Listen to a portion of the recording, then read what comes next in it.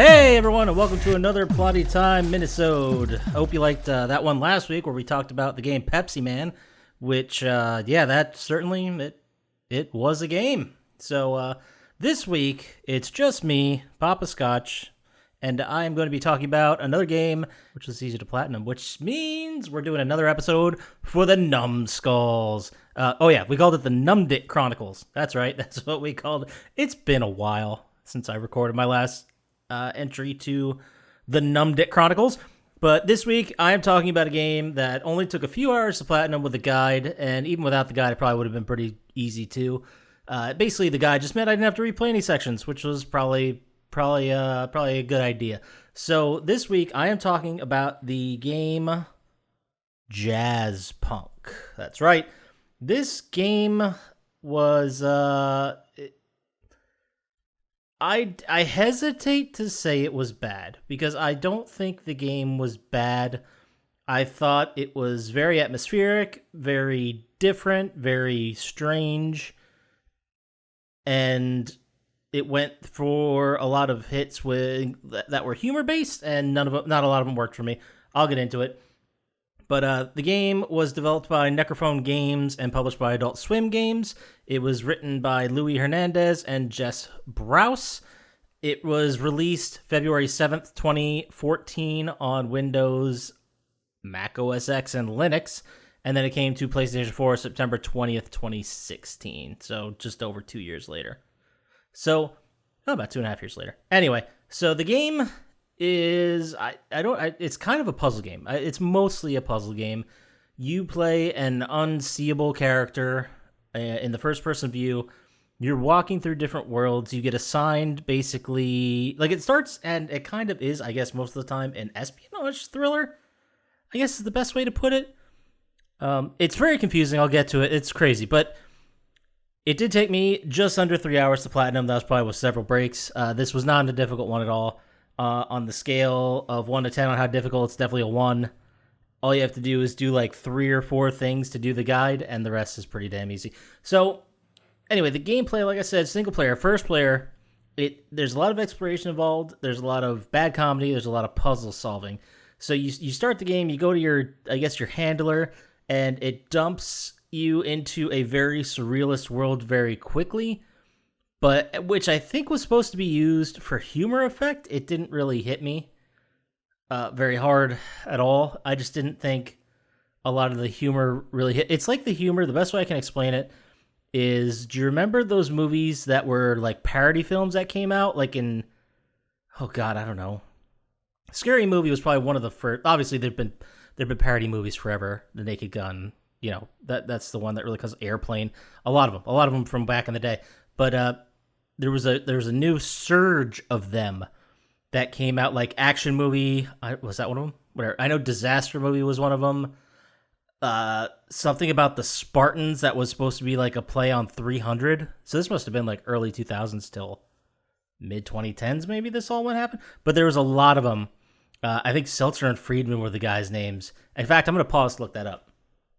And I'm back. Yes, I was correct. Jason Friedberg and Aaron Seltzer were the two guys who were responsible for a slew of movies, including 2006's Date Movie, 2007's Epic Movie, Meet the Spartans in 2008, Disaster Movie 2008, Vampires Suck, The Starving Games, Best Night Ever. There are several. Actually, the funny thing is they did write the screenplays for Spy Hard and for Scary Movie, which I would say were actually good parodies.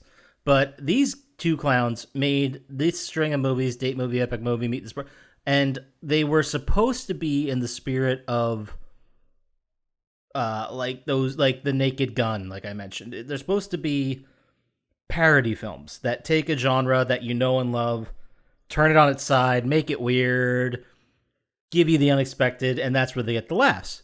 But for these movies, it was so lazy and so bad, the joke eventually came to, like, I remember in Meet the Spartans, there was a scene where, I didn't see the movie, I don't think I did, but I remember from the commercials where they're, like, about to kick the dude into the hole, like, from 300. This is Sparta, the moment. And they're about to kick him, and Britney Spears comes out, this was probably, like, 2 or 3 years after her meltdown year. and she's in like it wasn't actually Britney Spears. It was an actress playing Britney, going through her meltdown phase. And it's like, first of all, you're basically poking. Even back then, I was like, you're poking fun at what could have been someone's worst moment of their entire life. And then it's okay to be fascinated by it. By the way, I'm not judging anyone for that, but maybe don't sit here and kick them while they're down.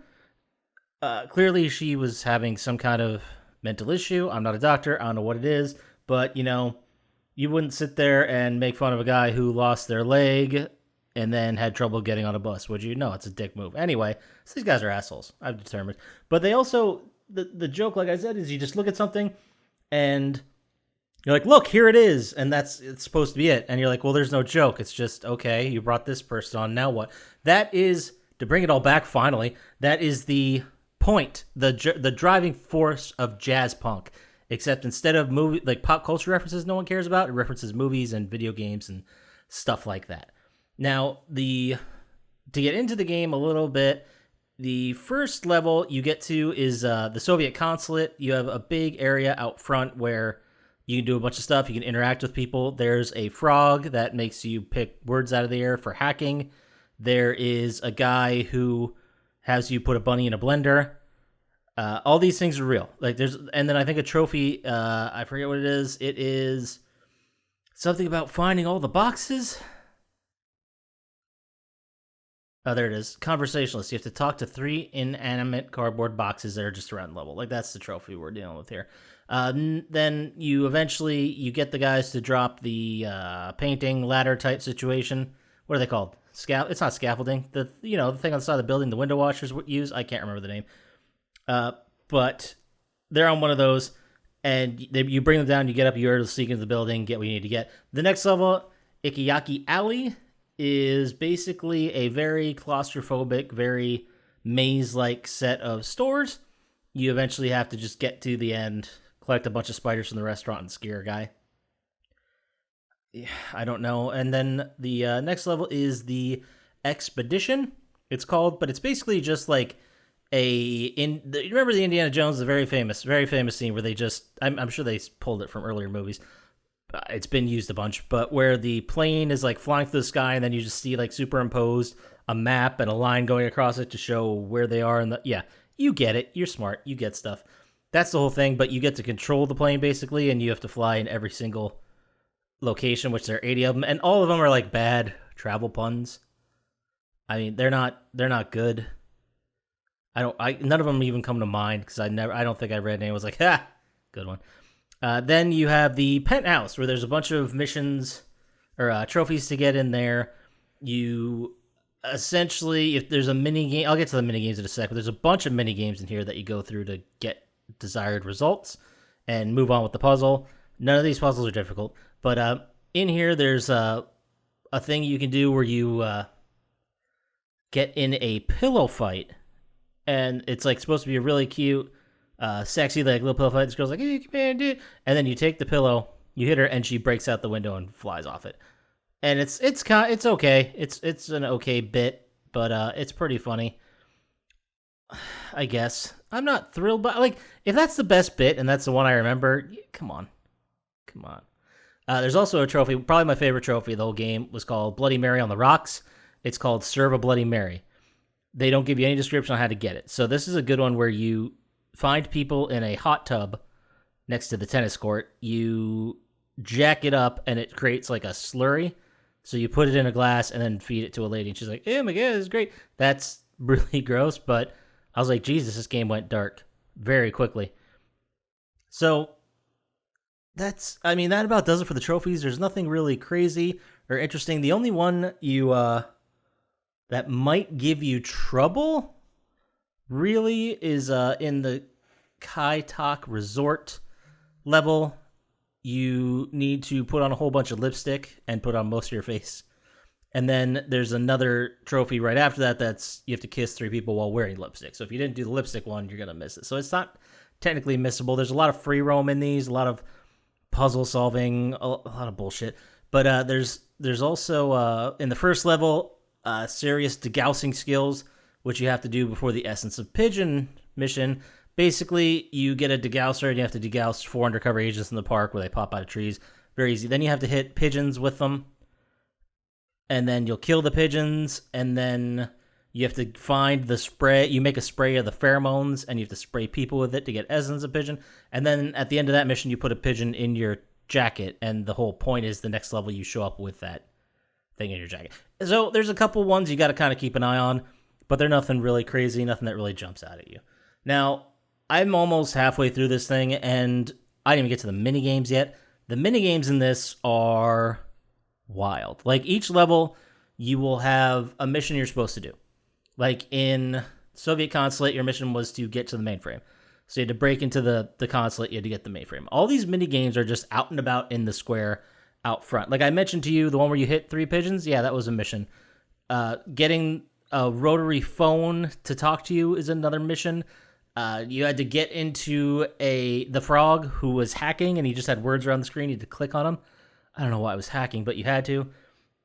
So I forget what other ones are in that section. There's a couple good ones, but there's also mini games. There's one on the beach in the resort island, or the resort mission, where it's a cake, like a big, huge wedding cake that just appears on the beach after you look through some. What are those things? You know the things you put a coin in, you look through them. They're like binoculars, but you pay for them at like scenic overlooks. Yeah, those things. There's one of those. You look, you see the cake, you go to it, you hit a button, it opens up, and there's a button. So you hit the button, and all of a sudden it like transforms you into Quake or Cake. I don't know how to pronounce it. It's Quake. It's supposed to be Quake, but a play on cake. And in the game, it's Quake. You're running around killing each other, but with like, it's a Quake style deathmatch, but you're running around killing people with like wedding cakes, roses, champagne corks. So it's both. You're playing the AI controlled enemies, and they all destroy you. I don't know why it exists. There's nothing to win really in this game at all, so I don't even know why they bother.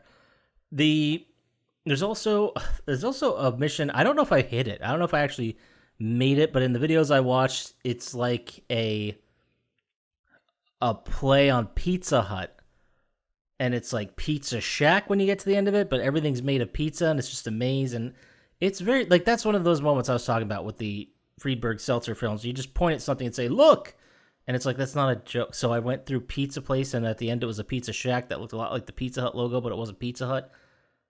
What's the joke? So other mini games include tennis, virtual reality tennis, which is basically you put on headgear and you have to play it like you're playing old school vector style with the Virtual Boy. Remember those? Yeah, that's the kind of tennis it is, and you have to beat the other person, who's also a real person that's on the other side, like playing tennis, which was interesting because you were out there outside on a tennis court, sticking on helmets and then playing virtual tennis. Oh, there's probably something to pull out of that I don't want to explore. And then there was also a mini game where you actually play a game of Frogger. It's a Frogger style game. None of them are exact clones. It's, just a couple. So, it's over in like a second. You run to the other side, you get something, you come back. And then there's not much to talk about, but there's also one where it's kind of like a play on Duck Hunt, where you shoot cardboard ducks with like slices of bread from a toaster. I think that was kind of part of the story. I don't even remember it, to be honest. I didn't play this game that long ago. It was a couple weeks. There's nothing really that grabbed me about it. It does take place like in the 50s in like a retro futuristic. Supposedly it says in the Wikipedia, alternate reality where Japan conquered most of North America. I didn't get any of that at all from this story. I didn't even remember there being a plot or a story. It was just, I remember it being, it was a espionage thriller where you went from one end of the mission to the other, but that's about it. I mean, it's very stylistic. If you're into games that are style over substance, definitely pick this up. It's very interesting. It's a unique, blocky art skill, which I thought was cool. As far as some of the games I played for this, just to get the platinum, this was not one that I hated. I would not say I hated this one at all. I got in, it was starting to get old, and then I got out. So if you want to spend the money and play a 3-hour game, and you want to see a cool art style, and maybe, get a couple of laughs, or just laugh at how bad the laughs are trying to be, you can do that too. It's not a complete waste of time, I guess. You can see how confident I am in my assessment of this game. There's a lot of people out there who really love it. They like this game. They thought it was fun. They thought it was different. They thought it was unique. I didn't get any of that. I saw a quirky art style with a little bit of like Borderlands childish humor in it, but still fun. And it didn't work for me. It just didn't. It rubbed me the wrong way. I didn't get any of the story. There's no dialogue really. There's a couple people. Well, there's people who talk. And they say a couple stuff, but there is an espionage story in here. I just don't. Maybe I didn't care by the time I got to the end, but other people love it. I don't know what to say. As far as the difficulty, it's very easy. 3 hours, you're in and out. Get you a couple golds. I see 6 gold trophies in this game, so 25 total. I was looking at the guide on psnprofiles.com. Shout out to them. Go to them a lot for guides. It was pretty straightforward, pretty easy. I'm struggling to find more to say about this game because there just wasn't much to it. It was short. Even if by like middle of the way through the game, I just tried to rush it and get through it. But if you took your time, explored everything, did everything, you still wouldn't spend more than 5 hours. I don't know how you could. Oh, I forgot of another minigame. It was another one of those moments where it's like, hey, look here. Here's the joke, where you go to a car that's just in a parking lot, you hit a button, and it's like a first-person view of those very famous arcade one-up. I don't know if they're called one-up. I don't know what they're called, but arcade fighters used to have them. I guess I should explain what those are. So you'd play a couple matches. If you kept rising up the ranks in single player, you'd usually get to a special level. In Mortal Kombat, like early in the day, they were like test your might, where you had to button mash. Test your sight, where they try to like hide a ball and do the 3-ball trick or the 5 balls or whatever. And there was ones where in Street Fighter where there'd be a car, like a vehicle, and you just punch a shit out of it trying to destroy it with your fists and special moves, which was great fun. So they had a little nod to that. That was the only nod where I was like, that's kind of cool. But I think that's because I missed those types of games from the arcade, not because I thought it was a clever nod. It was just the exact same thing. In like an art style sort of similar to Street Fighter 2, and then you destroyed a car. But anytime I guess anyone references back to an arcade, I get a little nostalgic, despite the fact that was not a big part of my growing up. I've been to some. When I was growing up, they existed, usually in like the nearby city. There was none in our town, for sure. There was no town arcade machine that kids could just hang out. I'm pretty sure the town that myself, Dr. Scientist, and Chump Slap grew up in hated children. I'm pretty sure. That's something I'll bring up to them next episode, which is my pick, and you're going to love the game. I'm not going to give you a teaser, but it's actually a good game. And I'll give you another hint. It's a sequel to an episode we did. That's it. Not saying anything else. Next week, I have not recorded this episode yet. I guess it makes sense because this one's first. But next week, Monday, I will be doing a Minisode. That's just going to be my first impressions on the PlayStation 5. That is, assuming it comes Thursday like it should. I assume I won't even get to touch it till Friday, and then I'll play it through the weekend.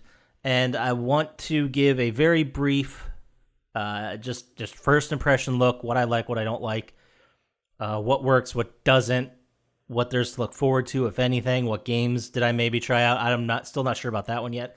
But I did just receive my PlayStation accessories. I bought all the accessories except for, I think, the remote. I didn't buy the remote. But I don't even know what the camera does. I don't know why I bought it. It's like $50. Why? Why did I buy that? I'm sure they'll give me a good reason.